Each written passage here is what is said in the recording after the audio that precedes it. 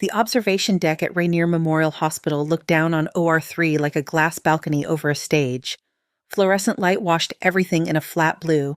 Stainless steel gleamed. Below, a team moved around a draped body, checking lines, adjusting monitors, voices low and focused. Dr. Riley Hart stood at the back right hand, resting on the handle of her black carbon cane badge, still stiff against her chest. The name on it, reflected faintly in the glass, looked almost like it belonged to someone else. Riley Hart, MD, surgical intern. It was 6:45 for a 7 o'clock orientation. Of course, she had arrived early. Her left leg ached in that deep, familiar way that felt carved into the bone, a slow burn that had started around 4 in the morning and never quite left. She shifted more weight onto her right side and let her eyes track the rhythm of the OR below the steady beep of the monitor, the soft hum of the anesthesia machine, the clean clink of metal as the scrub nurse laid instruments in precise rows. The board on the wall read, OR3, laparoscopic appendectomy, Nolan Henry, 7:30, ding. 10:30, routine. Riley thought, watching the neat letters. That word always made her careful. The door behind her opened with a soft hiss of air. You are the new intern. The voice had the calm weight of someone used to being heard. Riley turned. Dr. Alan Mercer stepped into the room. His white coat sat perfectly over a dark shirt and tie, silver hair combed back without a strand out of place. His shoes were polished enough that the overhead light caught on the leather. Up close, he smelled faintly of soap and coffee. Yes, sir? Riley said. Dr. Hart. Riley Hart. Mercer's gaze dropped at once to her cane, traveled up the slim carbon shaft, paused at her hand, and finally reached her face with a detached clinical interest. You are early, so, he said. I like to see the room before I work in it, she answered. This is observation. You will not be working for a while. She offered her hand. It is good to meet you, Dr. Mercer. He looked at her hand but did not take it. Instead, he walked past her to the glass and clasped his own hands behind his back. I read your file, he said. Her hand stayed in the air for 1 second too long, then she let it fall to her side. State school, community college first. No research, no publications, no fellowships. He recited the details as if reading a lab report. No heat in the tone, just judgment packed into the choice of what to mention. Yes, sir, Riley replied. The program here is demanding. His eyes slid back to the cane. We do not lower the bar, and we do not compromise patient safety for accommodations. I am fully cleared for surgical duty, she said. Occupational health signed off. Occupational health did not train at Hopkins, he said. A corner of her mouth twitched. No, sir. Mercer turned from the glass. His gaze lingered on the way she balanced, careful with her left leg even while standing still. Can you stand through a 6-hour case, Dr. Hart? I'm not asking for a theoretical answer. She held his stare. The ache climbed behind her kneecap, but she kept her voice steady. Yes, she said. I can. He searched her face as if looking for the lie. Whatever he wanted to see, he did not find. For the first month, Mercer said, you observe. No hands-on. You join rounds. If you can keep up without slowing the team, we will revisit. Her grip on the cane tightened until the knuckles turned pale. Yes, sir. He checked his watch, then the OR again. We run a very tight program here, Tar, he said. Do not confuse that with unkindness. Then he left, door hissing shut behind him.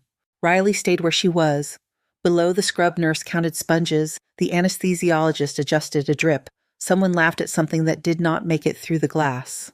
Her leg throbbed in time with the monitor, but pain belonged in a separate compartment in her mind, a box with a tight lid. She had learned to put it there and leave it. Name the ache, set it aside, keep moving. The door opened again. This time the room felt different even before she turned. A woman stepped in a dark hair twisted into a quick bun under a blue surgical cap mask hanging loose around her neck. She spotted Riley, paused for half a heartbeat, then smiled with an easy warmth that cut through the sterile light. You must be the new intern, she said. Riley, right? That is me, Riley answered. The woman crossed the room and held out her hand without glancing at the cane. I am Maya Ortiz, second year. They send me to collect strays. Riley shook her hand. Maya's grip was firm and warm, confident, without being performative. Dr. Mercer already gave you the welcome speech. Yeah? Maya asked. In his own style, Riley said. Maya snorted quietly. Do not worry. He likes almost no one. If you did not train at Harvard or Hopkins, he assumes you learned anatomy from YouTube. Good to know I'm not special, Riley said. Oh, you are special, Maya answered. Just not in the way he means. She leaned on the rail beside Riley and looked down at OR3. The team below was draping the patient bright blue cloths swallowed by the white light. You are on observation for a month, Maya asked. So he told me. Honestly, that is not terrible. My first month, I mostly stood in one place for hours, holding retractors and praying I would not faint into the field. Her tone stayed light, but Riley still caught the quick, automatic slide of Maya's eyes toward the cane. Curious alert, not pitying. Injury? Maya asked. The word came out soft, an open door, rather than a demand. Old one, Riley said. It does not affect my work. Then it is none of my business, Maya said simply. Some of the tightness between Riley's shoulder blades eased. You coming to the lounge after orientation? Maya went on. Coffee tastes like burned plastic, but it is free, and sometimes Dr. White brings bagels when she feels generous. She's one of the good ones. I will stop by. Oh, Riley said. Good. You are with my team on rounds. Try not to make me look slow. By 7:30, the surgical ward had shaken fully awake. Carts squeaked over scuffed vinyl phones, rang, monitors chirped behind closed doors. The cluster of residents formed around Mercer near the nurses' station and began moving as one blocked down the corridor. 12 white coats, 4 attendings, a handful of medical students trailing along the edges like stray satellites. Riley walked at the back beside Maya. The rubber tip of her cane tapped a steady beat on the floor, a muted click that fell into rhythm with the soft slap of shoes and the faint buzz of fluorescent lights. Her left leg protested by the third room, but protest was not a new language. She let the pain run in the background while she listened, watched, absorbed. First patient, a post-operative colectomy. Mercer fired questions and exhausted third year answered. A student fumbled and turned red. Second patient, small bowel obstruction. NG tube electrolyte imbalances. Mercer's voice cut neatly through any hesitation, never quite harsh, but never gentle. Halfway through the hall, Dr. Logan Price peeled off from a side corridor and joined the front of the group. He moved with the easy confidence of someone used to admiration. Dark blonde hair fell just right over his forehead, jawline, clean eyes a shade too amused. His stethoscope looked expensive. His watch definitely was. He fell into place a step behind Mercer, glancing back over the group with a quick scan. His gaze landed on Riley and the cane, then slid back to the attending he wanted to impress. A few minutes later, during a quiet stretch between rooms, he raised his voice just enough. Watch your step back there, Price said. Would not want anyone tripping over support equipment. The joke hung in the air. A few residents gave short, uncertain laughs. One of the medical students stared at the floor. Riley kept her eyes on her tablet, her face calm.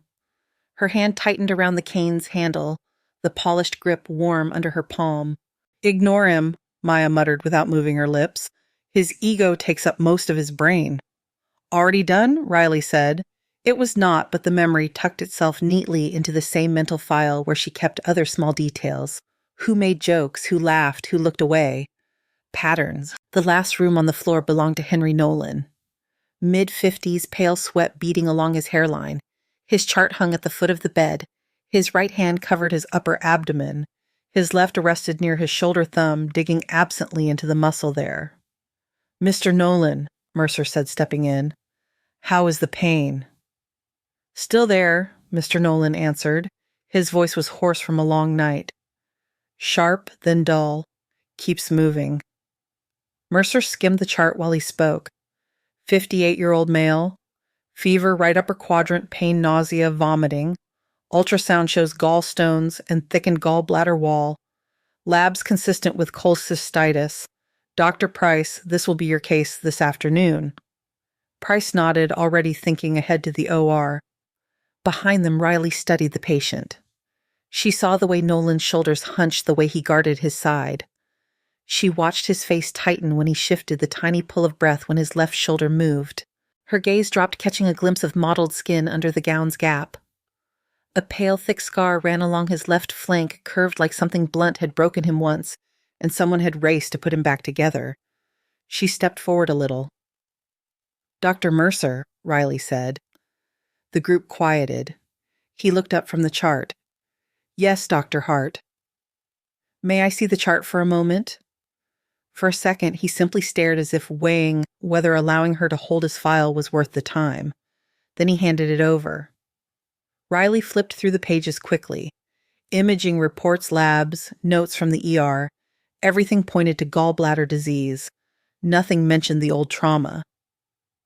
"You see something interesting, intern," Price said, the edges of his voice light but edged. Riley kept her eyes on the page. "Mr. Nolan is guarding his left shoulder," she said. "He has a scar on his left flank consistent with old blunt trauma. The shoulder pain could be referred." "This is a gallbladder case," Mercer replied. "The gallbladder is in the right upper quadrant, not the shoulder." Riley lifted her gaze. "Care sign can present as left shoulder pain with splenic injury," she said quietly.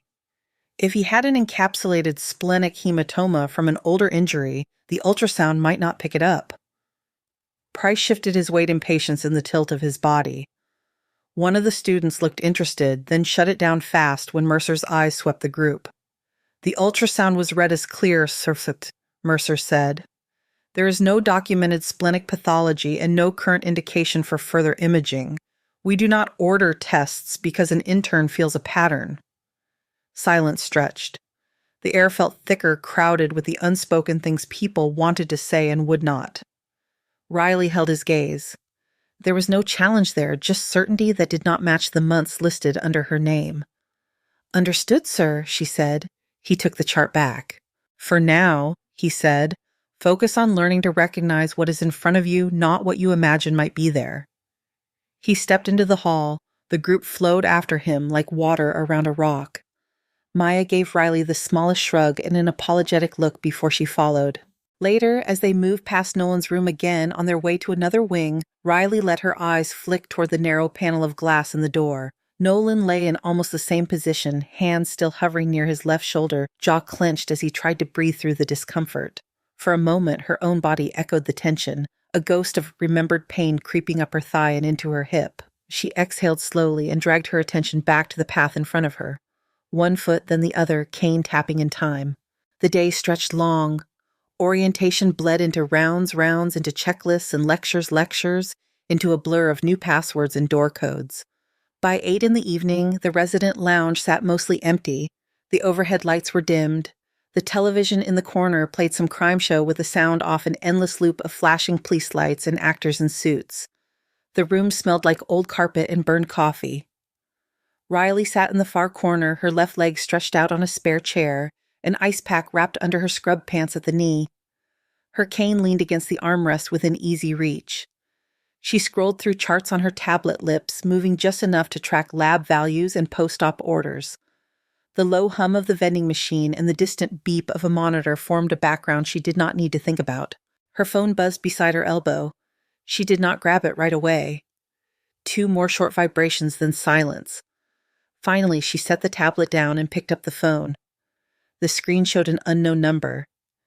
She hesitated, thumb hovering, then opened the message. "You picked a busy place to disappear, Wraith. No greeting, no signature. Just that one word that did not belong in this building." Her throat tightened for a heartbeat. The lounge seemed to shrink, walls drawing closer, the hum in her ears sharpening. "Wraith?" For a moment, she could almost hear another sound over the vending machine, a memory of radio static and distant blasts. Her thumb moved. Delete message, clear thread. She backed out, held the power button until the screen went black. Her faint reflection stared back at her eyes, darker than the room hair flattened by a long day under a cap. She set the phone face down on the table, picked up the tablet again. Her leg pulsed with a deep, slow ache. She nudged the pain back into its box and sealed the lid. Outside the lounge door, a monitor alarm chirped once and then cut off. Somewhere in the hospital, a nurse adjusted a drip, a porter pushed a bed, a patient called out. The building kept breathing.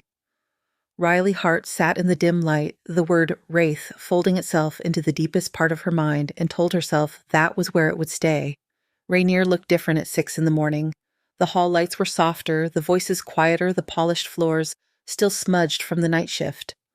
Riley moved through the corridors with her cane ticking lightly on the vinyl, a tired nurse pushing a linen cart swerving around her with a nod. She checked the board before rounds. Nolan was still scheduled for a laparoscopic cholecystectomy at 2 in the afternoon. Status stable. She stared at the word for a moment, then shut the tablet and went to find coffee instead of arguing with a screen. Rounds started on time. Mercer at the front, Price a step behind a train of residents and students trailing along the surgical ward. They hit 3 rooms on the 2nd floor, 2 on the 3rd. Vitals Lab's quick teaching points. Riley listened, answered when asked, kept pace. Her leg protested, but it always did. When they reached Nolan's room again, the group slowed. Mercer paused at the doorway and glanced at the monitor. Heart rate a little high, pressure a little soft. Nolan's skin had taken on a faint yellow tint that had not been there yesterday. "How is the pain today, Mr. Nolan?" Mercer asked. "Still bad?" Nolan said. He sounded more worn down, like someone who had not truly slept. "It shoots up here sometimes." He moved his right hand toward his left shoulder and grimaced. Riley stood farther back this time. She did not say anything. She watched the way he held himself, the way he guarded that exact spot, the shallow rise and fall of his chest. Her fingers tightened on the cane. Mercer flipped through the chart, then closed it with a light snap. "We will take care of you this afternoon," he said. "You are in good hands." Riley looked at his hands, long fingers, neat nails, then down at her own. Calloused where a cane handle pressed where a scalpel had once rested for hours at a time. Price gave a reassuring smile that did not quite reach his eyes. "It is a simple operation," he said. "You will sleep through it." They moved on. The parade of white coats left Nolan staring at the ceiling. The morning slid by in small tasks. Consent forms mid reconciliations chasing lab results that had been ordered but not drawn. Riley learned the particular way Rainier's electronic records lagged when you needed them most and refused to load a simple CBC without 3 clicks and a curse. Close to noon she escaped to the observation deck again. Or 3 was already set up for Nolan's case. Blue drapes, ports, ready instruments laid out like a metal city. A nurse adjusted the overhead lights, the edges of the beam tightening over the empty table. Riley leaned on the rail, resting some of her weight through her arms, giving her leg a break. From this height, the OR looked almost calm. The overhead speaker crackled. "Code blue or 3, code blue or 3. The words echoed in the glass room. Riley straightened. The door slammed open behind her, and 2 more residents rushed in, pressing to the front of the glass. Below, chaos had replaced order. Nolan was on the table, already intubated. Monitors screamed red numbers free-falling. Nurses moved fast, hanging bags, squeezing fluids into lines. The anesthesiologist called out pressures that did not sound like they belonged to a living person. Mercer burst through the OR door, already half in his gown, someone tying it closed as he walked. Price stood at the foot of the table, hands in the air, waiting to be gloved, eyes wide in a way he tried to hide. "Talk to me," Mercer said, voice sharp. "Pressure crashed during induction," the anesthesiologist answered. 60/30 and dropping. Heart rate 140. He is not responding to fluids. Mercer's hands were already moving. Scrub nurse passed him a scalpel. The planned, neat laparoscopic ports vanished as he opened the abdomen with one long decisive cut. Blood welled up. Not a fountain, not a tiny ooze, just a steady dark sheen that spread where it should not be. "Gallbladder is inflamed," Mercer said. "No obvious perforation. Retract." Price pulled tissue aside, suction working, trying to keep up. "Liver looks cleaned," Price said. "No active bleeding here." "Check the bowel, check the stomach," Mercer snapped. From above, the pattern unfolded in ways the cameras did not quite capture. Riley's eyes followed the flow of blood across the open cavity. It pooled in the left upper quadrant, dark and insistent. The gallbladder sat swollen but intact. The bile was not where the redness gathered. Her heart beat faster, but not from fear. A different kind of urgency took over the old one that cared more about pressure readings than about orders. "It is the spleen," she said quietly. "What?" the resident beside her asked. "They are looking on the wrong side," Riley said. "It is the spleen." The monitor numbers below dropped again. 40/20, the anesthesiologist called. We are losing him. Mercer scanned the cavity again more quickly this time, but his hands were already committed to the wrong territory. Riley stepped back from the glass. In one motion, she grabbed her cane, turned, and left the observation deck. Her leg protested the speed, but she ignored it. The hall blurred past. She pushed through the scrub room door with the side of her shoulder. You cannot go in there. You are not scrubbed, a nurse said, startled. Riley did not go in. She went straight to the intercom panel and hit the button that fed audio into the OR. Dr. Mercer, she said, voice level, check his spleen. Below, everyone froze for a fraction of a second. Mercer's head snapped up, eyes searching for the source of the voice. He found the camera and threw it the vague shape of someone in the observation area. Dr. Hart, he said. Even through the speaker, his irritation was clear. You are not authorized to direct this case. He has a previous left upper quadrant injury, Riley said. He has an old scar on his flank and referred pain to his left shoulder. This morning he was guarding that shoulder. The ultrasound can miss an encapsulated splenic hematoma. Induction dropped his pressure enough to blow the capsule. Silence filled the scrub room. The nurse beside Riley stopped breathing for a second. Below the monitor issued another shrill alarm. 30/15, the anesthesiologist said. He is circling the drain. Mercer stared upward for 3 hard seconds. Then he looked back down at the field. Retract the stomach, he said to Price. I want exposure on the left. Suction, now. Price shifted position hands, moving fast, pulling tissue aside under Mercer's guidance. Mercer reached toward the left upper quadrant, fingers probing, then pausing at a spot just under the diaphragm. Here, he said. He pressed. Blood welled up thicker and darker. It did not stop. Capsular tear in the spleen, active hemorrhage. Price swore under his breath. Clamps, Mercer said. We are taking the spleen. The scrub nurse slapped instruments into his hands as fast as he asked for them. He moved with the speed of someone who had done this often, but there was tension in his shoulders that had not been there before. Riley kept her hand on the intercom button but said nothing more. She watched every motion, every suture.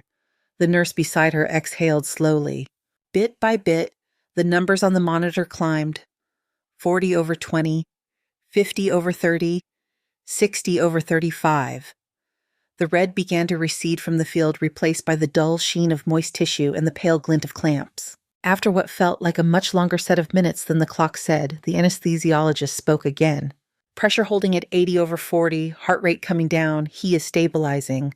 Mercer stood still for 1 second, then stepped back from the table. His gloves were red to the wrists. His breathing sounded controlled, deliberate. Finish the closure, he told Price. I will complete the documentation. He stripped off his gown and gloves as he walked toward the scrub room. Riley stepped away from the intercom and found a place against the tiled wall where she could stand without looking like she was propping herself up. Her leg trembled under her muscle fatigue, catching up now that she had stopped moving. The door swung open. Mercer entered, mask pulled down, lines of tension still etched around his mouth. He stopped when he saw her. How did you know? He asked. Riley straightened. The steam from the sinks rose between them. The scar on his flank, Joan. She said. The way he was guarding his left shoulder. The pattern of the blood just now. It was pooling in the left upper quadrant. His gallbladder looked inflamed, but it was not the source. That is not an intern-level call, Mercer said. That is not even a senior resident call. She held his eyes. It was enough to ask the question, she said. He turned to the sink, let the water run over his hands, as if he still needed to scrub even though the gloves were already off. His voice came out quieter. You saved his life, he said. You saved his life, Riley answered. I just pointed at the right corner. Do not be modest, Dr. Hart, he said. It is unhelpful.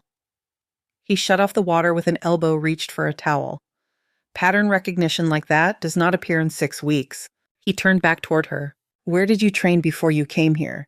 Riley felt her throat tighten around an answer she could not afford to give. Rainier is my first surgical residency, she said. You saw that in my file. His eyes searched her face, looking for the missing pieces. Before he could press, the overhead speaker crackled again. Trauma team to emergency department. Incoming motor vehicle collision. Mercer hesitated, torn between 2 pulls, then chose the one that was bleeding. We will revisit this, he said, later. He left. The door hissed shut behind him again. That night, the skills lab was empty except for the soft hum of the overhead lights and the faint antiseptic smell clinging to the air. Riley stood at one of the practice stations, a foam pad stretched over a plastic frame in front of her. She held a needle driver in her right hand, a pair of forceps in her left. The fake skin had been cut open in a straight line. She was closing it with a series of interrupted mattress sutures, each one placed fast and tight, the edges of the foam kissing each other cleanly as she tied. In-out cross tie. Her hands moved with a muscle memory that did not match the number of civilian months on her CV. You know that is not how they show it in the videos, right? The voice pulled her out of the rhythm. She looked up. Dr. Arjun Mehta leaned in the doorway, a coffee cup in one hand, his own ID badge turned backward on his chest. His hair was mussed, his expression curious. In which videos? Riley asked. Simulation videos, he said, walking in. The ones they make us watch during boot camp orientation. They teach a nice, lazy, simple interrupted. He stopped at her station and watched her finish another stitch. That, he said, nodding at her work, is a combat-style vertical mattress. My brother showed me something like that once. He is Army. It is just efficient, Riley said. Good edge aversion. Also good when you do not know how long the patient will actually keep the wound clean, Arjun said. Like, say, in a tent that keeps getting shot at. She set the needle driver down, feeling his gaze, trying to peel back layers. I like the technique, she said. It holds. He lifted his hands in surrender. I'm not accusing you of anything, he said. Just noticing. You are good with your hands. That is the job, she answered. Not a 6 weeks in, he said. Will be like days. He said quietly. The lab door opened again. Maya stuck her head in. There you are, she said. Price is holding court in the lounge and using your name a lot. Thought you might want to see the show. Riley exhaled once and stepped away from the pad. Stitches will still be here, Arjun said, half joking. So will Price, Maya said, unfortunately. The resident lounge hummed with low conversation by the time they got there. Someone had found a half-decent playlist and turned it down low. Takeout containers crowded one table. Price stood near the coffee machine with a soda in his hand, 2 interns and a med student orbiting him like satellites. I am just saying, he said loud enough for the room. It was a good guess. He saw Riley in the doorway and let his mouth curl into something like a smile. Our very own Oracle, he said, calling spleens from the balcony. Maya's shoulders stiffened beside her. It was not a guess, Riley said. Her voice stayed mild. It was anatomy. Sure, Price said. He took a sip of soda. And I'm not saying it was not useful. It was. You got lucky, and a man kept his blood inside his body. We all appreciate that. He tilted his cup in a mock toast. It usually takes years of training to see that kind of pattern, he went on. So either you are a genius, or you have been secretly moonlighting at another residency. Arjun spoke from the couch. Or she is just paying attention, he said. Relax, Price. Yes, Price said. I am complimenting her. Maya stepped in. That is a strange way of saying thank you, she said. Price's eyes cooled at the edges just for a moment, then he shrugged. We are all on the same team, Shakhi said. I'm sure Dr. Hart will have plenty of chances to show off her pattern skills. Riley picked up her tablet from the corner table where she had left it and sat ignoring the small nod of attention. The hum of the refrigerator filled the space between beats of conversation. Someone changed the channel on the mute television. For a while, they all pretended to be just co-workers winding down. The pager on Riley's waistband shrieked without warning, joined a heartbeat later by half a dozen others. The lounge snapped to attention. Mass casualty alert, the overhead speaker announced. Crane collapse at downtown construction site. All available surgical staff to emergency department. Takeout containers and cups were abandoned where they sat. The room emptied in under 10 seconds. The emergency department had already shed its usual shape by the time Riley arrived. Extra gurneys lined the halls. Yellow and red triage tags lay ready in neat stacks. The automatic doors hissed open and shut on a constant cycle, letting in slices of siren noise and cold night air. Dr. Leland Gwynn, the ER attending on duty, stood at the center station with a portable radio pinned to her shoulder and a clipboard in her hand. Her dark hair was tied back tight, her eyes sharp. Crane went over on a remodel downtown, she said, as Mercer and the surgical team reached her. Multiple trapped. Fire is still extricating. We have reports of at least 6 incoming 3 coded critical at the scene. She pointed as she talked. Price, you and Maya take trauma 1, blunt chest and abdominal trauma. Chen, you have trauma 2, head injury unresponsive. Hart, you are in trauma 4, currently tagged yellow, but that can change. She looked Riley in the eye. You good? She asked. Yes, Riley said. The first ambulance burst through the doors a minute later. A woman in her 30s, face gray and oxygen mask, fogging with each breath chest wrapped in improvised bandages. Paramedics called out vitals as they ran the gurney toward Trauma 1. The second patient came in almost on top of her.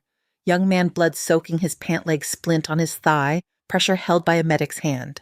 Compound femur fracture, heavy bleeding at the scene, tourniquet applied 15 minutes ago, the medic said. Riley waited at the doorway of Trauma 4, gloves on gown, tight as the third wave arrived. 2 paramedics wheeled in a man in his early 20s, Hispanic, short buzz cut, training t-shirt, cut open to expose his chest. His right leg was wrapped and splinted from knee to ankle. Dirt and concrete dust clung to his skin. Male 23, one of the paramedics said. Name is Diego Alvarez, Army out of JBLM, training accident crush injury from debris closed tib-fib fracture. Vital stable, pain meds on board. Why is he here and not at base? Riley asked. Sight was closer to us than to them, the paramedic said. They diverted. They rolled Alvarez into Trauma 4. Riley stepped up to the gurney. Diego, she said, I am Dr. Hart. I am going to take a look at your leg. His eyes were wide but focused, fear contained by training. Yes, ma'am, he said. She cut away the rest of the torn pant leg and peeled back the temporary dressing. The skin around the fracture was swollen, mottled with bruising. His lower leg was deformed, angles wrong where bone should have been straight. Tiny black flecks dotted the skin around the break, embedded like seeds. Can you wiggle your toes for me? She asked. He did. Good capillary refill, warm skin, strong pulse in the foot. The fracture was ugly, but the blood flow held for now. How did this happen exactly? She asked, fingers palpating gently above and below the fracture, noting his flinch. Training Simsug, he said. We were running explosion drills. There was supposed to be a controlled blast. Something went wrong. The platform gave way. Debris came down. She looked closer at the tiny flecks in his skin. They were not just dirt. The pattern was too fine, too consistent. She smelled the faint, sharp tang of explosives still clinging to the bandage, a smell that did not show up in training videos. This was not a simulation charge, she said. Diego swallowed, eyes flicking to hers. Ma'am, he began. The fracture is from force, she said, keeping her voice even clinical. But these particles look like fragmentation. That is real blast residue, not squibs. He stared at her, the fear shifting shape. How do you know what an IED looks like in bone? He asked quietly. Her hands did not pause. She cleaned, irrigated, plucked out small foreign bodies with tweezers, her movements automatic and precise. I know fractures, she said. You know more than that, he answered. He watched the way she held the instruments, the efficiency of her motions. That grip. The way you check the pulse before you move anything, the way you talk. Try to keep your leg relaxed, she said. I need to set this. He did not let it go. We had a medic in Kandahar, Baradas, he said. Special operations attachment. We called her Wraith. Saved half a squad with a broken leg and a half-empty kit. People said she disappeared when she came home, ghosted everyone. Riley's fingers tightened for one fraction of a second around the bone ends as she prepared to reduce the fracture. It was a tiny hitch invisible to anyone not watching for it. Diego was watching. It is a common nickname, she said. No, it is not, he said, not with that hair that limp those hands. She sighed through her nose. This is going to hurt, she said. Do it, ma'am, he said. She pulled a line and pushed, setting the bones in one smooth, controlled motion. His body arched on the gurney, teeth clenched against a shout. The monitors jumped, then settled. He panted, sweat standing out on his forehead. Breath through it, she said, almost done. She splinted the leg, checked perfusion again, then wrapped the entire structure in a clean dressing. You will need surgery to pin this in the OR, she said, but you will walk again. Yes, ma'am, he said. He watched her hand as she wrote quick notes on the chart. Wraith. She froze for a heartbeat, then set the pen down. You need to rest, she said. Orthopedics will be down to see you soon. He caught her wrist with his fingers grip weak but intent. I will not tell anyone, Capaz, he said quietly. I know what it is like to want to leave a place behind. She looked at his hand on her skin, then at his face. There is nothing to tell, she said. His eyes said he did not believe her. Thank you, ma'am, he said, for the leg. She eased her wrist free. You are welcome, she said. Riley stepped out of Trauma 4 into the corridor. The noise of the ED washed over her in waves, voices calling monitors, chiming wheels squeaking. Her cane found the floor, tapped once, steadying her. Behind her in the room she had just left, Diego Alvarez lay back against the pillow and reached for his phone with hands that trembled from pain and adrenaline. His thumb hovered over a contact for a moment, then tapped. A quiet voice on the other end answered after the second ring. Rainer. Commander, Diego said.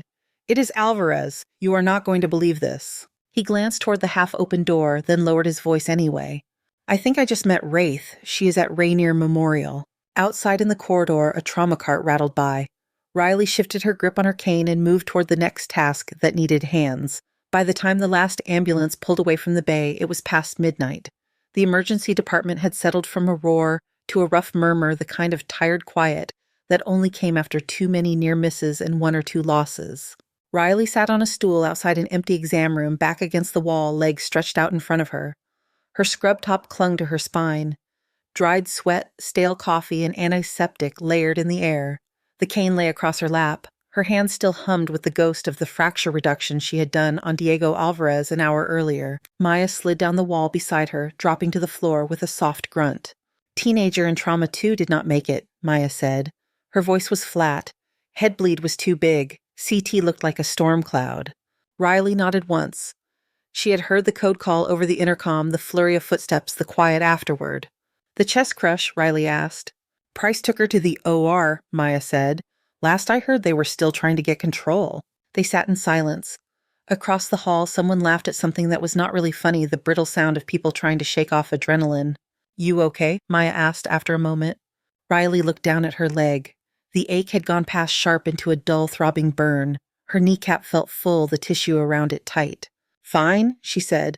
That is not what fine looks like, Maya answered. Riley tilted her head back against the wall and closed her eyes for 3 seconds. I have had worse, she said. I will be able to walk it off. Liar, Maya said without heat. A nurse stuck her head around the corner. Dr. Hart, she said, your soldier is asking for you, the one in Trauma 4. Alvarez, Riley asked. Geschaut? The nurse nodded. He wants to say something before they transfer him upstairs. Riley pushed herself upright, cane finding the floor automatically. Her leg objected, but it always did. I am coming, she said. Alvarez lay where she had left him, leg splinted and wrapped IV running clear fluid. He looked younger with the lines of pain smoothed out, a little hair damp with sweat. Ma'am, he said when she stepped in. We are past the battlefield, Alvarez, she said. You can call me Dr. Hart. Yes, ma'am, he said as if the words were wired into him. I just wanted to say I am sorry. For what? She asked. For calling you what I did, what he said. In front of people, I should have kept it to myself. The word hung unspoken between them. Wraith. The door was half open, he said. I think someone heard. It is fine, she said, though her shoulders tightened. It is not, he said. You are hiding for a reason. I get that. He hesitated, eyes dropping to his hands. I already texted someone, he said quietly. Before I realized you did not want to be found, my CO, Commander Rainer. Riley's chest tightened colder than the air in the room. What did you say? She asked. Just that I thought I had met you, he said. That you were here at Rainier. I did not give details, but he will know. She exhaled through her nose long and slow as if she could breathe that fact into something smaller. What is done, she said. He looked miserable. If you want, I can text him again, Alvarez offered. Tell him I was wrong, that I got the wrong person. No, Riley said. Her voice came out sharper than she meant. It softened a little on the next word. No, do not lie for me. He nodded. Whatever you are running from, he said, I hope you get where you are going. She did not answer that. She checked his vitals instead, listened to his lungs. Clear on the left, slightly diminished on the right, but nothing that worried her yet. You will be going upstairs soon, she said. They will schedule you for OR. You will be okay. Thank you, ma'am, he said again. Riley left the room, the weight of the name Rainer pressing at the back of her mind. She did not sleep much. 2 hours maybe in a call room that smelled like old pillows and dry erase markers, her body jolting awake at every distant alarm. When her pager buzzed at 5:30 with a generic day shift reminder, she was already staring at the ceiling. By 6:45, she stood outside Mercer's office with her cane and a paper cup of coffee that tasted like it had been burned twice. He had left a message before she crashed a few hours earlier. Office 7 in the morning. We need to talk. His door was closed, blinds tilted. She knocked. Come in, his voice saiu. She opened the door and stepped inside. The office did not have much clutter.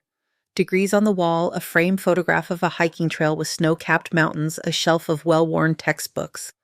Two monitors glowed on his desk, surgical schedules and lab lists open in tight windows. "Sit," he said not unkindly. She lowered herself into the chair opposite, leaning the cane within reach. He studied her for a second. "You look like you have been here all night," he said. "I have," she said. Before he could say more, his pager went off. The phone on his desk rang in the same breath. He picked it up. "Mercer," he said. As he listened, his face tightened. "How many vehicles?" he asked. "Any pediatric?" He stood up, phone wedged between shoulder and ear, grabbing his white coat from the back of his chair. "We will be right down," he said, and hung up. "Multi-car collision on Sci-Fi Wife Days," he said to Riley.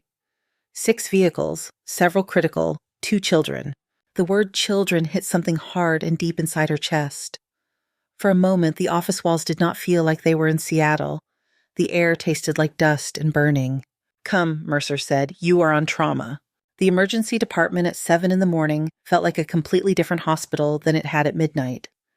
The light was harsher now, daylight pushing in through the high windows, mixing with the overhead fluorescence. The controlled chaos had returned.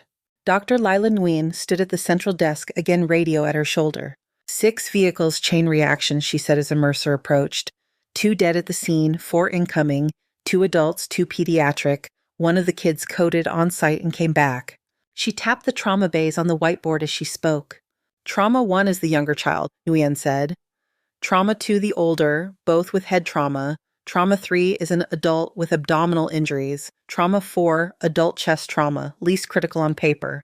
Her eyes flicked to Riley. "You take trauma 4, Nguyen said. "You will have backup if you need it." "Yes," Riley said. Alarms began chiming as the ambulances hit the bay. The first gurney barreled in, paramedics shouting.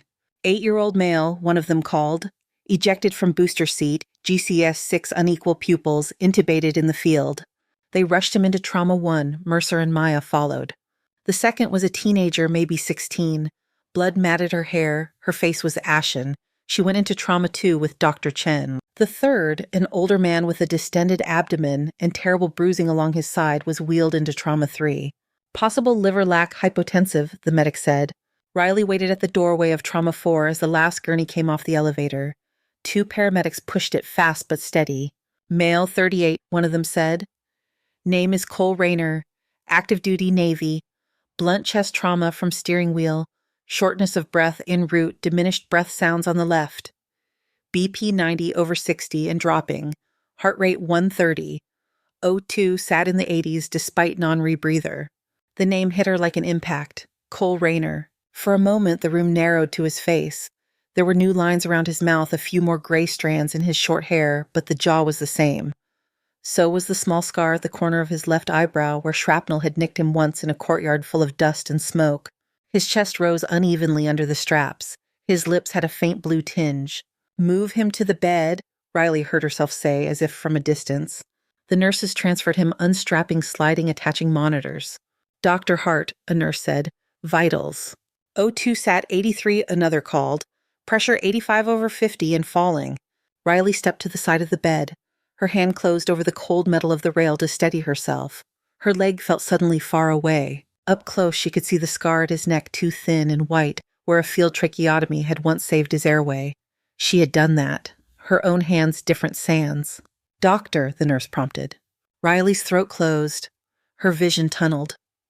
For one terrifying second, she was back in a destroyed building, heat on her face, children crying behind a wall she could not reach.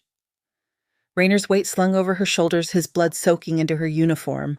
"I cannot," she heard herself say. The words slipped out barely, louder than a whisper. "What?" The nurse's eyes widened. "I cannot," Riley repeated. Her fingers dug into the rail. She forced her gaze away from the scar and met the monitor screen instead. Numbers flashed red. Mercer's voice cut through the noise from the next bay. "Dr. Hart." She turned. He stood in the doorway, gloves on gown, already splattered from the pediatric case. "That man is decompensating," Mercer said. "Either treat him or step aside." Riley looked down at Rayner again. His chest rose in shallow, uneven breaths. The left side barely moved. The right side lifted higher, pulling his trachea slightly off-center. The sound of his breathing rattled through the mask. The world swayed for a heartbeat, then snapped into a clarity that felt almost like pain. The ED noise dropped away. It was just the sound of his air moving wrong, the pattern of his ribs, the tremor in the nurse's hand as she held the oxygen mask. Everyone not essential step back, Riley said. Her voice had changed. It came out low and carrying with a command in it that did not belong to an intern. The nurses moved, the paramedics moved, even Mercer stilled. Maya, Riley called. I need a 14-gauge needle and a chest tube tray, now. Maya was at the door in seconds, having handed off tasks in Trauma 1. She pulled open a cabinet, tossed a kit onto the bed, placed a needle into Riley's outstretched hand. Riley peeled off Rayner's gown to expose his chest fully. Bruising spread across his sternum and ribs, darker on the left. She placed her fingers along his clavicle, counting down, finding the second intercostal space mid-clavicular. Air sounded louder on the right, almost absent on the left.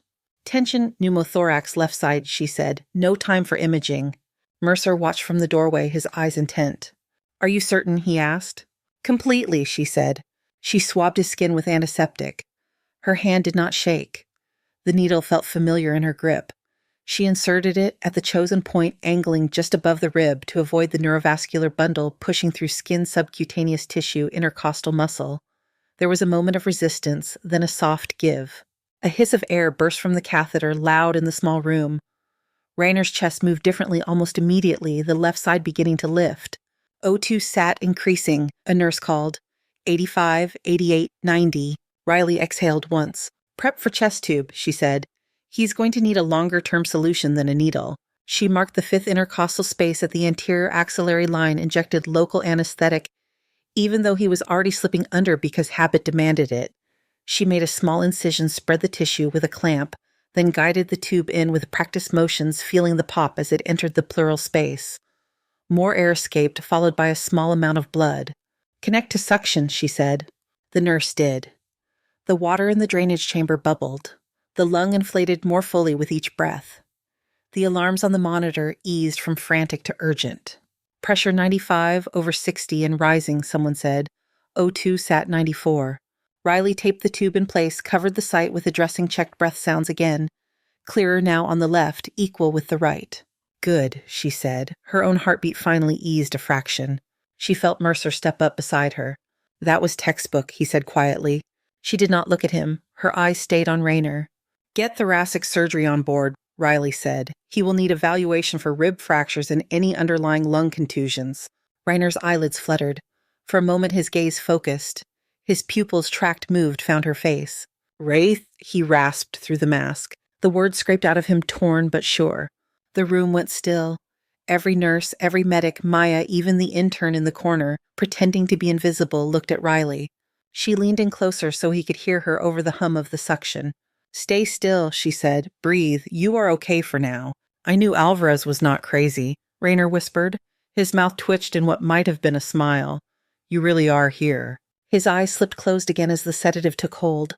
Get him to CT then to the OR, Riley said. The team moved. Gurney rails up, portable monitor attached. Chest tube secured. They rolled him out of Trauma 4 down the corridor toward imaging. Riley stepped back. Her hand found the edge of the counter behind her. The strength went out of her legs in a sudden rush. For a moment she thought they might buckle. The cane kept her upright. Maya watched her. They called you Wraith, Maya said. She was not smiling. Her eyes were very serious. What is that? Riley swallowed. Old nickname, she said. From where? Maya asked. Before Riley had to answer, Mercer's hand closed lightly around her elbow. My office, he said. Now! He did not wait for a reply, just turned and walked. Riley followed Kane, tapping across the tile. In his office, the light from outside had shifted. The sun sat higher, throwing stripes across the floor through the blinds. Mercer closed the door behind them and turned to face her. Sit, he said. She sat. He remained standing for a moment, one hand on the back of his chair, thinking. Then he moved around the desk and pulled open a drawer. He took out a thin folder and laid it down in front of her. After the splenic case yesterday, he said, I made a call to a colleague at Walter Reed. Her fingers hovered over the folder but did not touch it yet. Your suturing technique, your triage decisions, the way you moved today, Mercer said.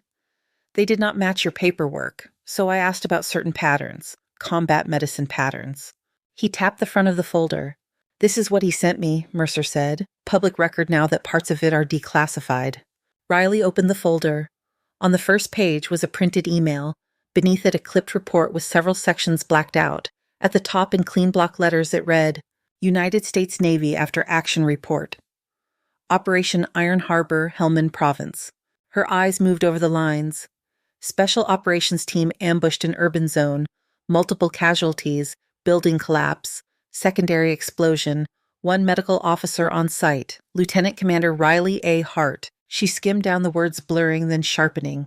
Medical officer sustained significant lower extremity injury during extraction of wounded personnel. Despite personal injury, officer continued providing advanced trauma care for 11 hours under fire, resulting in the survival of 8 SEAL operators and 3 local Allied civilians.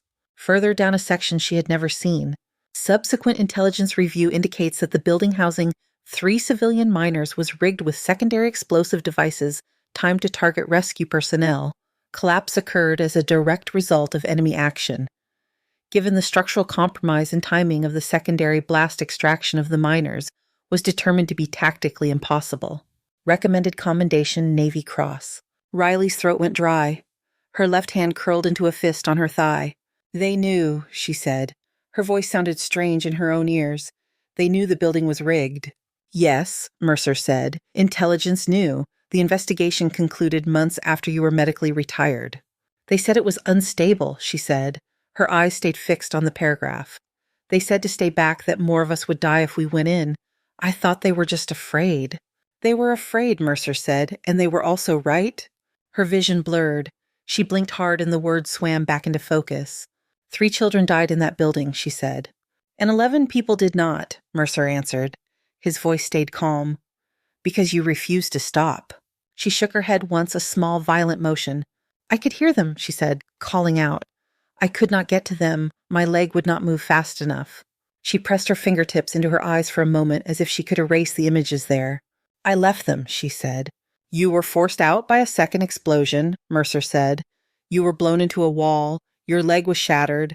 2 more detonations followed. That is in the report as well. He waited until she lowered her hands and looked at him. You have been carrying all of that as your personal failure, he said, when in reality it was a combination of enemy tactics and command decisions, neither of which were yours. It does not change that they are dead, she said. No, he said, it does not. Silence settled between them for a long moment. Outside, a helicopter passed low, the faint thrum of rotors barely audible. Why did you hide this? Mercer asked quietly. Why start over here as if you had never held a scalpel before? Riley looked down at her leg, at the faint outline of the brace she wore under her scrubs. Because when I came home, she said slowly, every time someone heard the word Helmand, they looked at me like I was a ghost story. They did not see a surgeon. They saw something that made them uncomfortable. Her mouth twisted. And because when I closed my eyes, all I saw were the kids I did not get to, she said, not the ones I saved. I did not want that version of me near a civilian OR. So you buried her, Mercer said. I thought if I stripped my history down to the degrees, views, and the license, she said, maybe I could just be another intern who got yelled at for being slow. I wanted to learn the things I did not know without everyone expecting miracles every time I walked into a room. You did not want your war to walk into the hospital with you, he said. She nodded. It followed anyway, she said. He leaned back in his chair. Lieutenant Commander Hart, he said.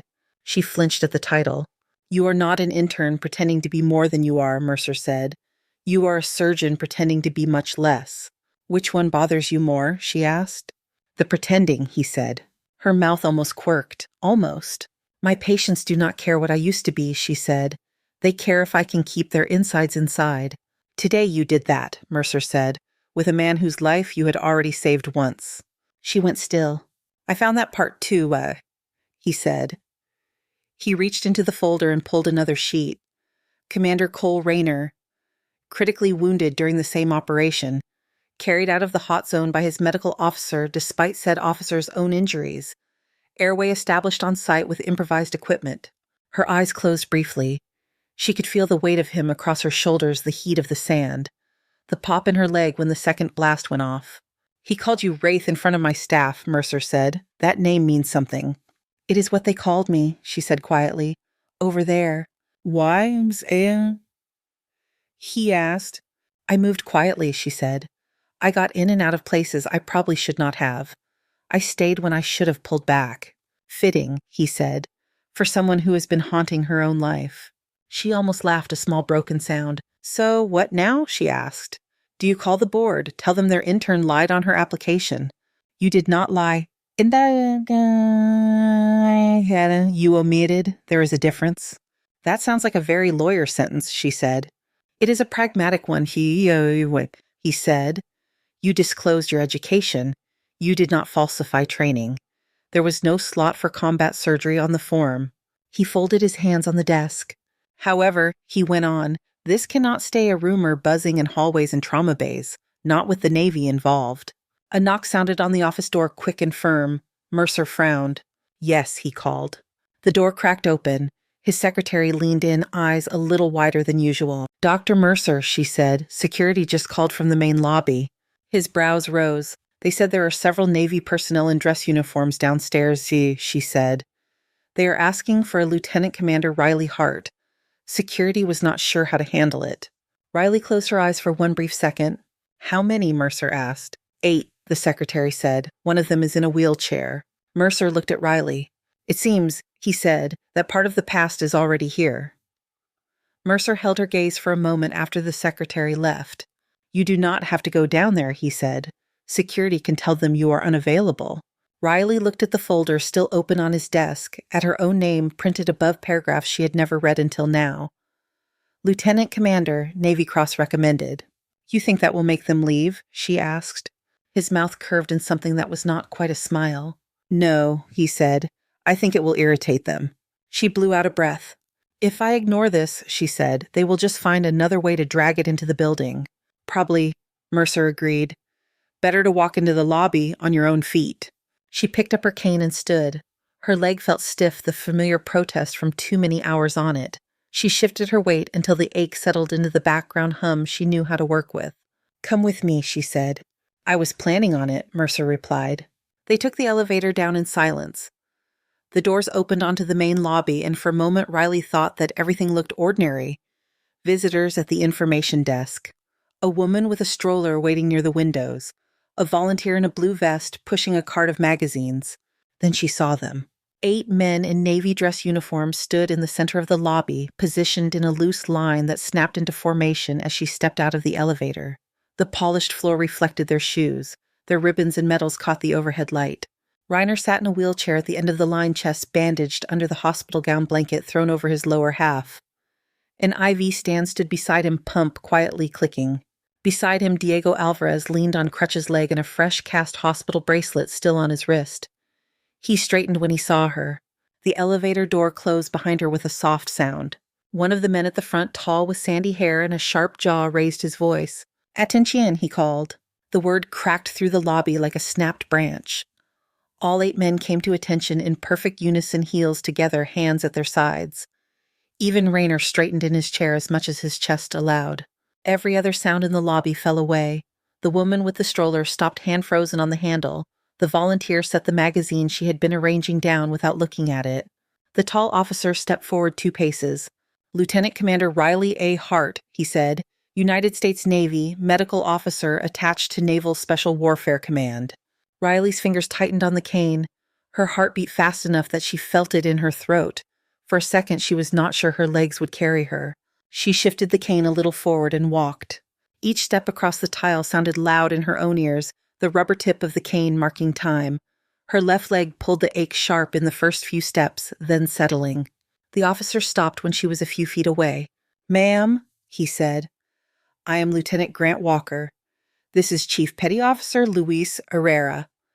Petty Officer First Class Sam Kwan.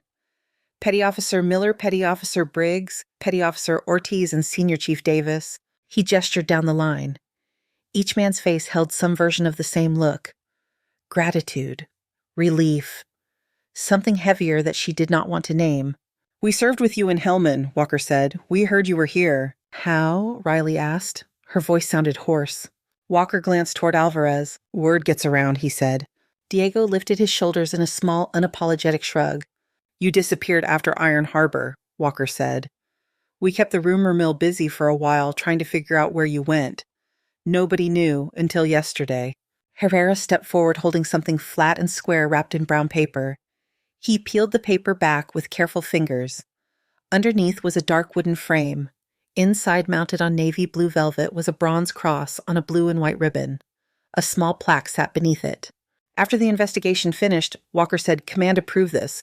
They mailed it to your last known address. It came back." Herrera lifted the frame with both hands and offered it to her.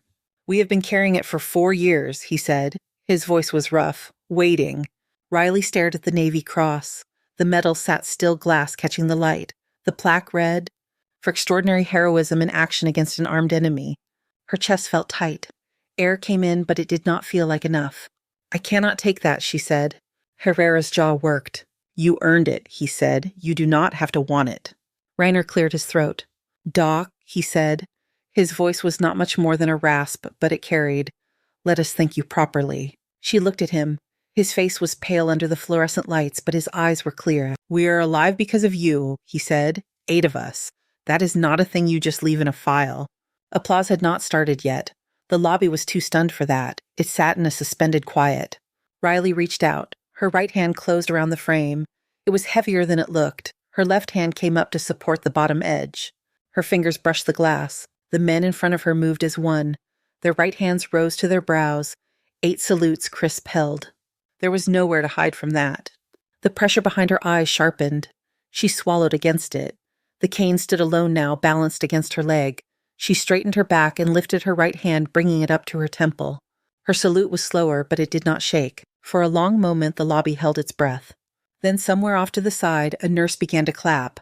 It was one pair of hands at first awkward and unsure. Another joined, then another. The sound spread growing, filling the space between the high ceilings and the polished floor.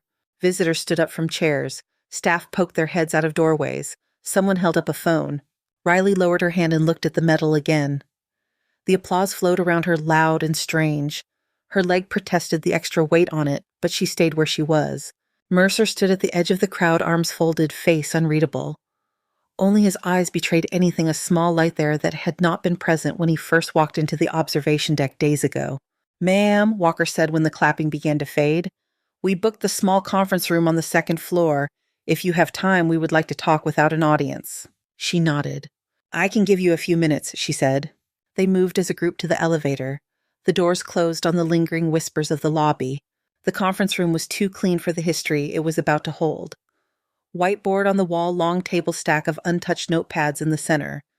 The metal sat in front of Riley, the polished wood warm under her fingertips. The men took chairs around her. Alvarez sat at the far end leg, up on a stool, looking slightly dazed. "We have been looking for you since the day you signed out of the rehab facility," Herrera said. "One day you were there, the next day you were gone." "I left," she said. "We noticed," Walker said. Reiner rolled his chair closer to the table. "They did not tell you about the full report, did they?" he asked. "No," she said. "We got parts of it," he said. "Herrera knew more because he cannot keep out of classified files." Herrera lifted his hands. "Old habits," he said. "You have spent 4 years thinking you failed those kids," Reiner said, while Command sat on language that said exactly the opposite. Riley glanced down at the metal, then back at him. "Why did you come?" she asked. "Really?" "Because we are still breathing," Herrera said. "I have a wife, 2 boys. They only exist because you refused to drop me when my femur snapped. I would like the person who made that possible to know that." Walker touched 2 fingers to the ribbon on his own chest. "I got this because I was standing next to you when things blew up," he said. "You got yours because you walked back into it." Riley let the words sit. They did not go down easily. "You could have sent an email," she said. Reiner almost smiled. "That is not really our style," he said. A knock sounded at the door. Maya's head appeared around it, eyes flicking from the uniforms to the metal. "Sorry to interrupt," she said. "Dr. Hart, ICU called. Commander Rainer's post-chest tube CT is back. They want a thoracic surgeon to evaluate. Mercer's taking him, but he told me to tell you, and I quote, 'She is scrubbing with me.'" Reiner looked from Maya to Riley. "Doc," and he said, "if he gives you a scalpel, take it." She stood cane-scraping lightly on the floor. "I thought you did not want me near an OR," she said to Maya. "That was before you turned an exploding lung into a balloon again," Maya said. "Things change." Riley looked at the metal one more time. Her fingers brushed the edge of the frame. "Hold on to that," she said to Herrera. "I have something else I need to hold on to right now." The scrub room outside OR2 smelled like chlorhexidine and steam. Riley stood at the sink, hands moving through the steps automatically, Fingers, palms, wrists, forearms. She scrubbed until her skin felt almost raw. Mercer stood at the next sink. "You did not have to ask me," she said, "to scrub in." "I did not ask," he replied. "I told you." He shut off the water, backed into a sterile towel. She did the same, the fabric rough against her skin. "You have seen me operate," she began. "I have seen you improvise in crisis," he said. "I have not seen you in a controlled theater. I am curious." They gowned and gloved. The OR doors opened with their usual sigh. Inside, Rayner lay prepped in draped monitors, humming ventilator, sighing in rhythm with his breath. The chest tube still in place, connected to suction at the foot of the bed. The thoracic team stood ready. A scrub nurse checked the instruments again, eyes scanning the trays. "Dr. Hart will be taking lead," Mercer said. There was a small ripple at that. Thoracic attending Dr. Patel raised an eyebrow but did not argue. She had been in Trauma 4 that morning. She had seen the needle and the tube. Riley stepped to the table. Her leg twinged, but the cane awaited at the edge of the room.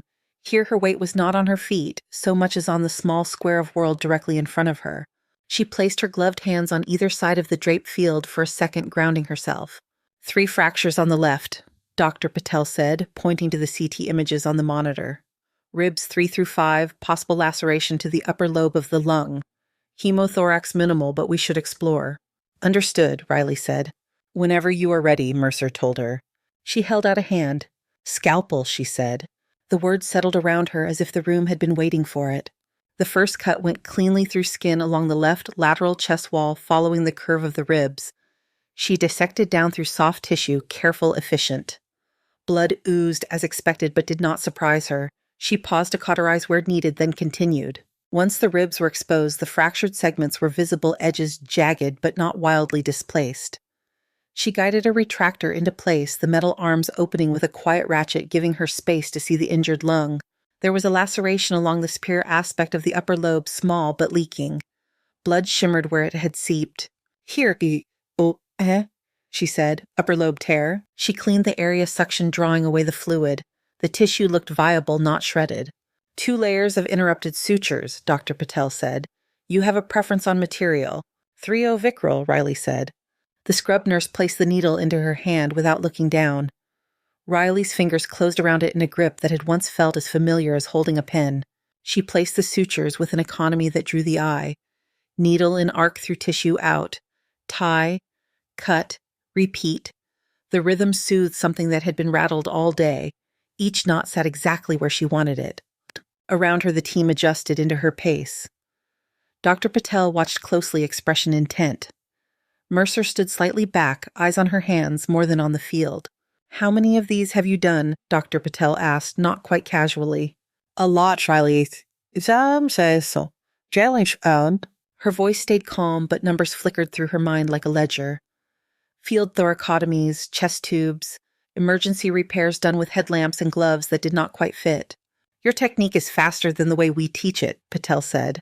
"Different context," Riley answered. "Different trade-offs." She finished the last suture on the lung laceration and checked for leaks. None. The tissue held. "Rib stabilization," she said. "We will plate ribs 3 to 5. It will make breathing less painful and lower his risk of complications." Plates and screws were passed. She worked methodically, aligning bone ends, fixing them into position with hardware that gleamed under the lights. Rayner's vitals stayed steady, pressure good, oxygenation strong. Finally satisfied, she irrigated the chest cavity, checked one last time for bleeding, then guided the existing chest tube to a slightly adjusted position. "Looks clean," she said. She closed in layers, each stitch pulling the edges together, turning the open wound into a thin red line. By the time she placed the final stitch in the skin, her shoulders ached and her legs sent up a fresh protest. She did not feel any of that until she stepped away from the table. "Good work," Dr. Patel said. There was no surprise in her voice, just acknowledgement. "Textbook," Mercer murmured. Riley looked down at Rayner's bandaged chest, rising and falling in a slow, even rhythm. "He will hate the hospital food," she said. "That is how we know he is recovering," Patel said. In the scrub room afterward, Riley sat on a bench for a moment with her head in her hands. Water ran in the sinks as nurses cleaned up. Her shoulders sagged now that the focused tension had leaked out. Mercer sat down at the other end of the bench, leaving a gap between them. "You can operate," he said simply. "I hope so," she answered. "You are not just competent," he said. "You are extremely good." She stared at the floor. It is the only part that ever made perfect sense, she said, on deployment. He nodded. You know, he said, some people spend their entire career trying to reach the level you are at and never get there. I do not know what to do with that, she said. Start by not hiding from it, he replied. Later that afternoon in the ICU, the lights were dimmed and the machine sounded quieter. Rayner lay with his head elevated, nasal cannula under his nose lines running into both arms. His eyes were open. Seeing? Riley stepped into the room. Her cane touched the floor softly. You look terrible, he said. You look worse, she replied. He smiled with only half his face. Fair, he said.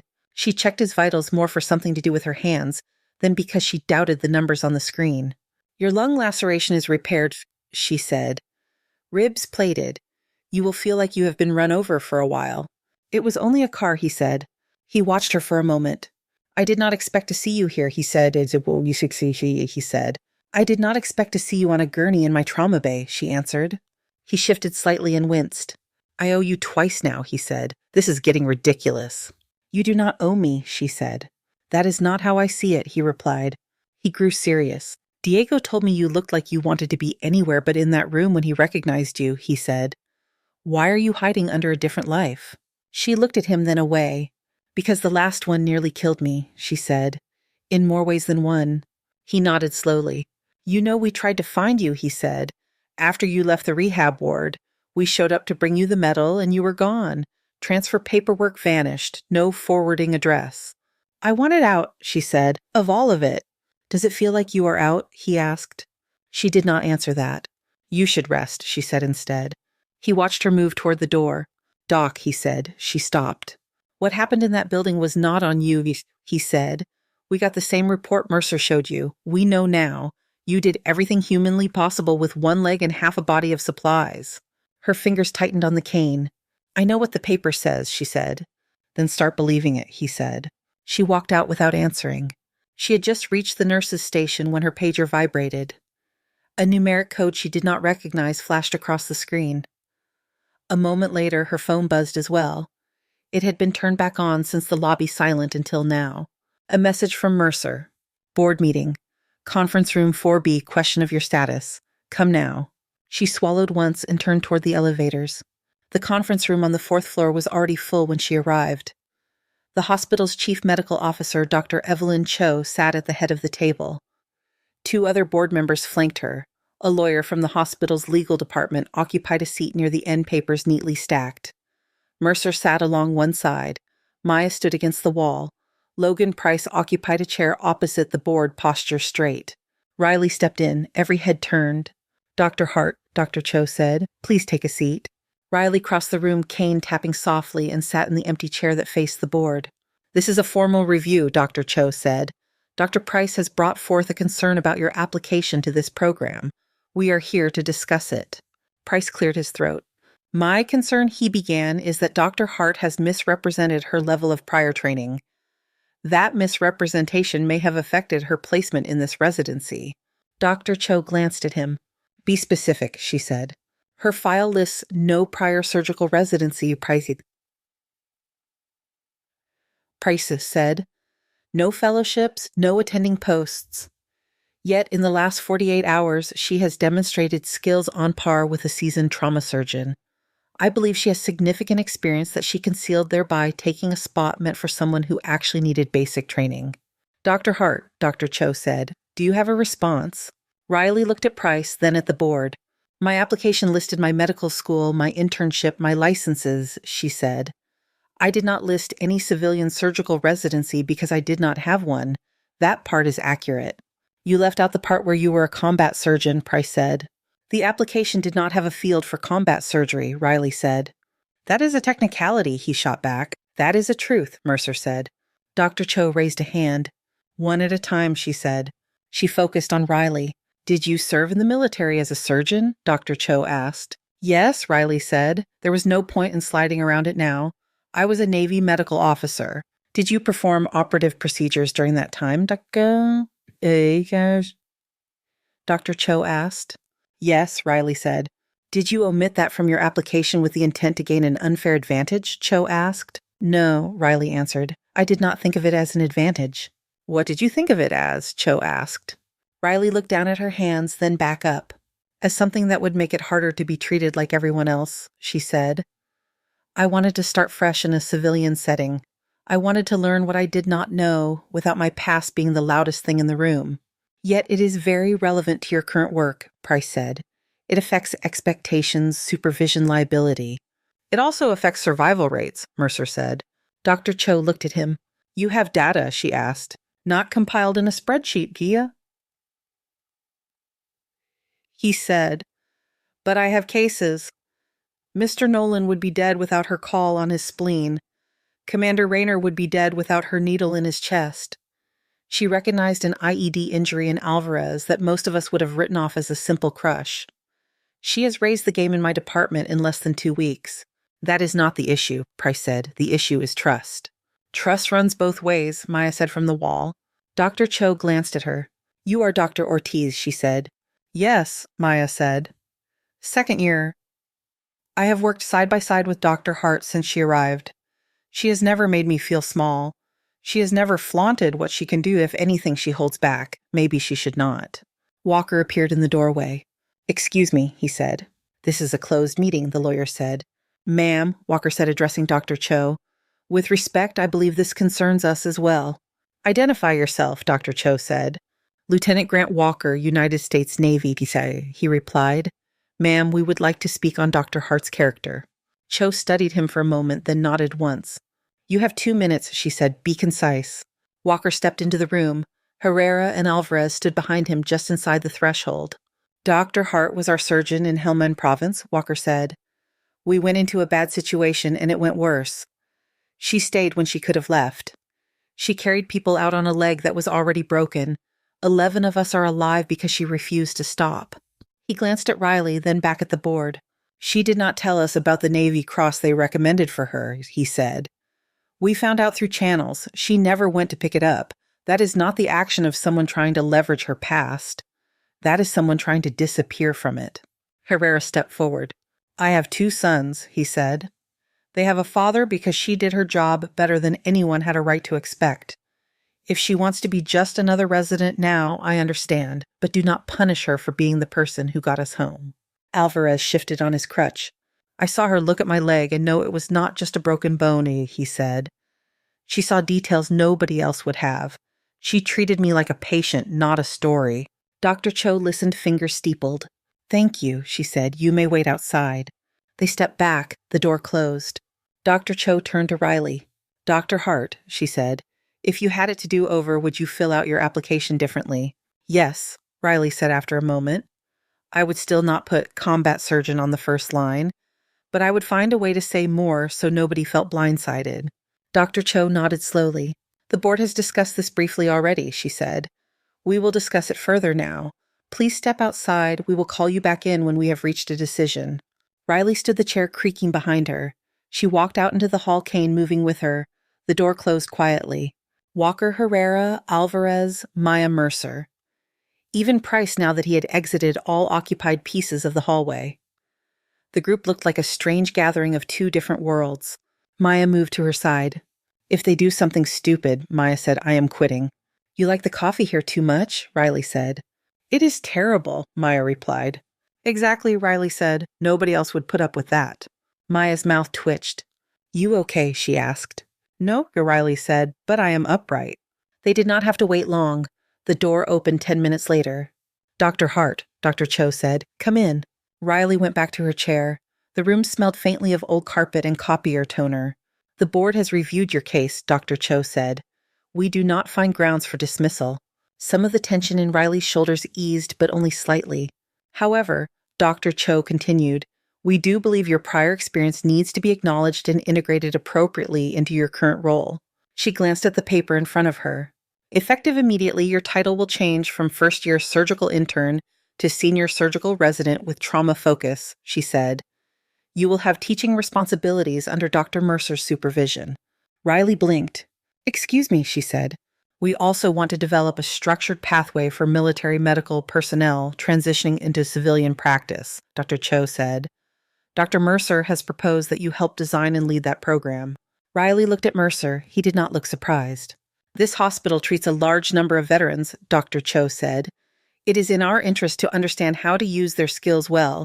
It is also, I suspect, in yours. Riley let out a slow breath. What if I say no? She asked. Then we revisit your fit here, Dr. Cho said, because pretending you are something you are not serves no one. Riley thought of the Navy Cross sitting in the conference room downstairs, of Rayner in the ICU, of Alvarez on his crutches, of Maya in the hall threatening to quit, of the interns who had watched her place a chest tube and seen a version of a doctor they had not expected. She looked back at Dr. Cho. I will need help, Riley said. I do not know how to build a program. You will have it, Mercer said. I do not want to be a poster, Riley added. You will be a clinician who teaches, Victor, Cho said. Nothing more, nothing less. Riley nodded slowly. All right, she said, then I accept. Dr. Cho's shoulders dropped a fraction. Good, she said. We will formalize the details. For now, get some rest. You look like you have been in this building for days. I have, Riley said. Then start by leaving it for a few hours, Dr. Cho replied. Riley stood and walked out. The hallway felt strangely wide. Maya fell into step beside her. Senior resident, Maya said. Look at you. It is just a different label, Riley said. It is a label that comes with me being allowed to say go do that more often, Maya replied. I am not mad about it. Walker and Herrera approached. How did it go? Walker asked. I still have a job, Riley said. They tried to promote me. Tried, Herrera repeated. I said yes, she said. That is more like it, he said. They stood there for a moment, a cluster of uniforms and scrubs, and a cane in a fluorescent-lit hallway that had no idea what to do with all those histories at once. 6 months later, the teaching amphitheater at Rainier hummed with a different kind of tension. Not panic, not crisis, but the restless energy of people about to be asked questions in front of their peers. Riley stood at the front, her black cane leaned against the lectern within easy reach. The Navy Cross hung framed on the wall behind her next to a photograph of a dusty courtyard and 11 figures in desert uniforms. Someone had printed a small card with her name and pinned it discreetly under the metal. She tried not to look at it while she talked.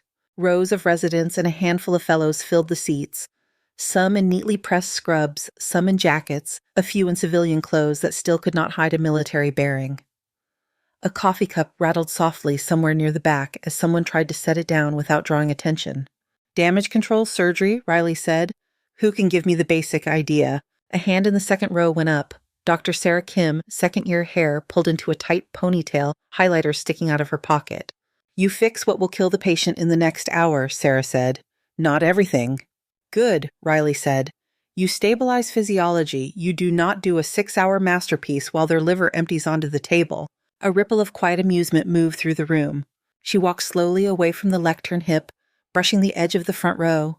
Her leg complained, but the ache was just another familiar chorus under the murmur of the air conditioning and the soft scribble of notes. In an ideal trauma, she said, you have imaging, labs, consultants. In reality, you often have a hole in someone in a clock. She picked up a marker and uncapped it, the smell of ink sharp in the cool air. On the whiteboard, she wrote 3 letters. A BC. Airway breathing circulation, she said. In that order. If you cannot remember anything else, remember this. I do not care how beautifully you repair a tendon if they cannot breathe. She tossed the marker back into the tray. A hand went up near the aisle. A man in his late 30s, broad shoulders, short hair, sat with his back straight. His ID read David Park, MD. A small army patch pin sat above his name. Captain Park, she said. Go ahead. Ma'am, he said, then caught himself. Dr. Hart, I have a question about pacing. In the field, we made decisions fast. We had to. Here, attendings want 3 consults and 2 committees before we place a central line. A few people snorted quietly. I'm struggling with figuring out when to push and when to wait, Park said. When to be the person who acts and when to stay in my lane. Riley nodded. This is the tension every veteran in this room is carrying, she said. Out there, you were often the only line between alive and dead. Here you are, part of a bigger apparatus. Both realities are true. She rested a hand lightly on the lectern for a second. You only push past the system when you are sure someone will die if you do not, she said. Not might, will. Park watched her carefully. How do you know the difference? He asked. You practice in lower stakes moments, she said. You learn your attendings. You learn which ones will back you if you act in a pinch. You learn where the bottlenecks are.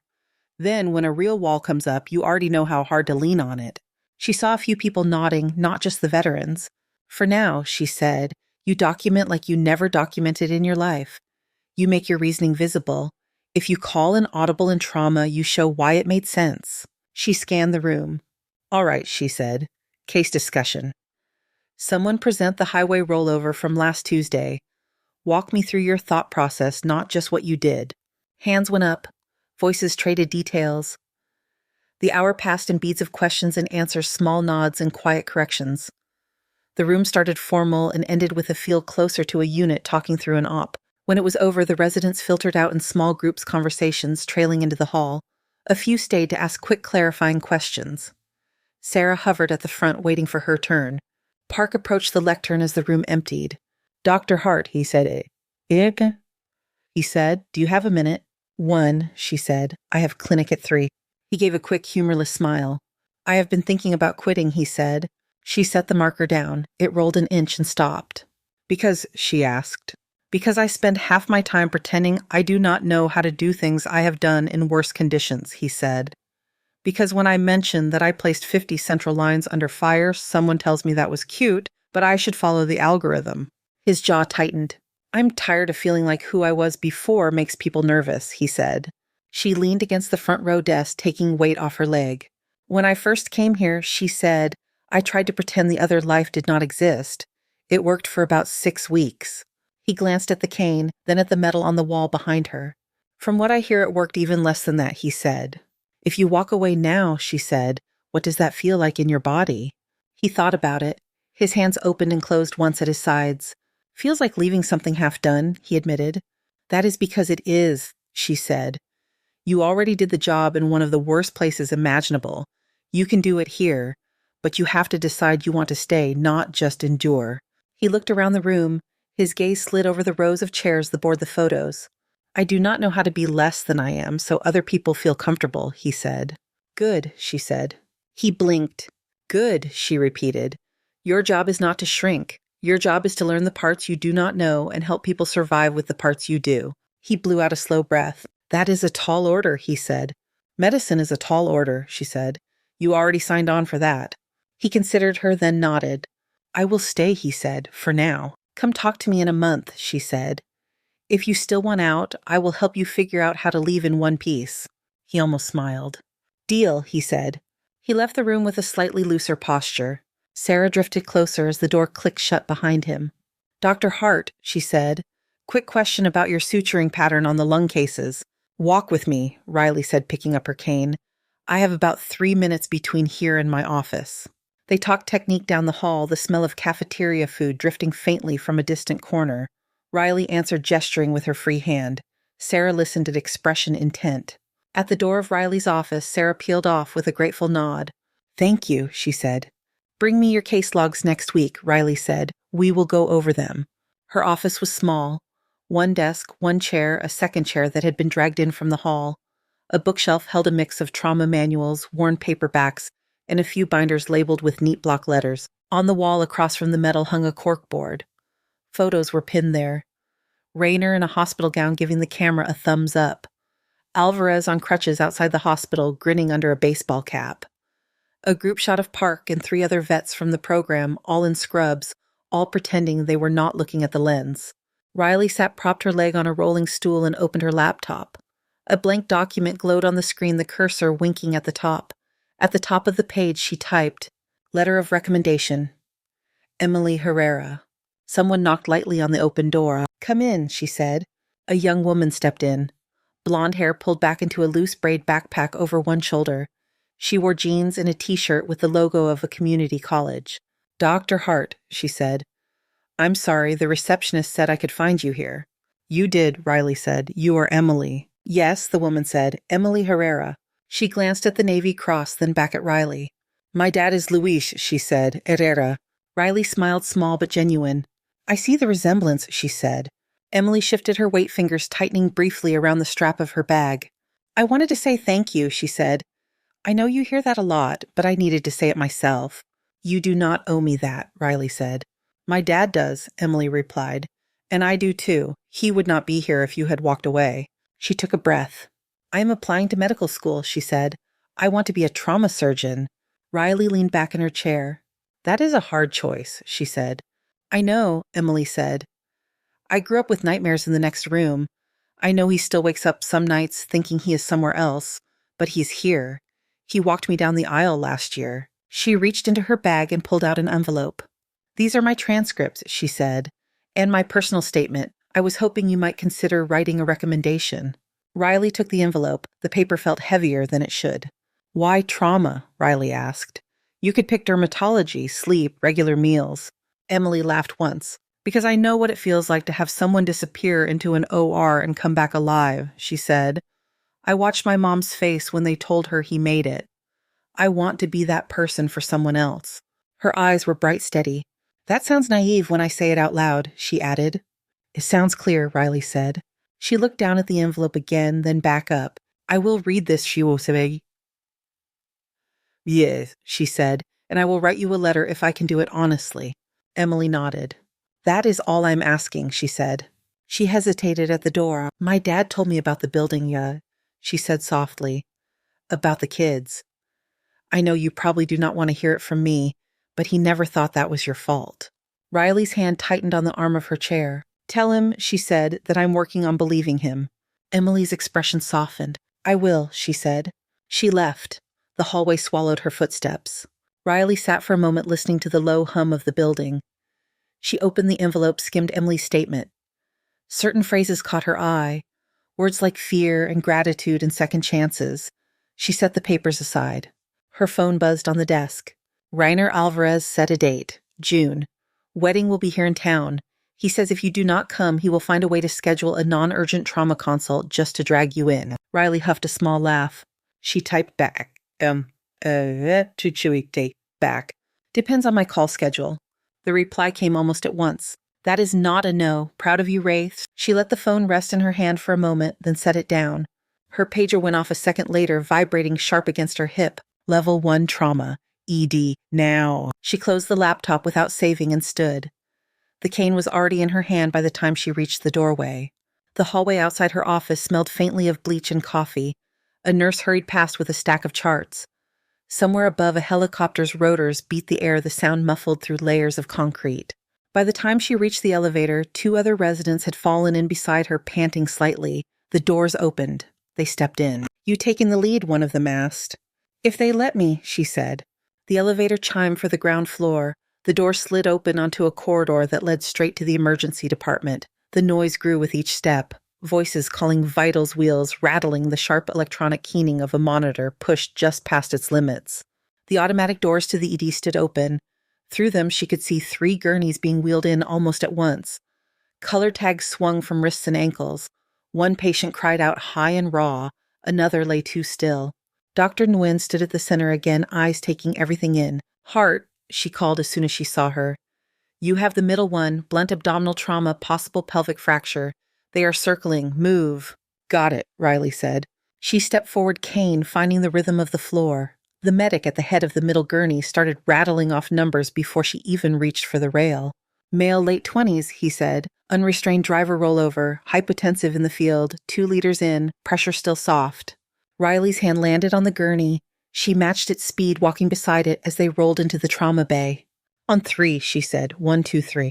They transferred the patient to the bed in a smooth lift. Her cane bumped the side rail and then stopped propped where she needed it.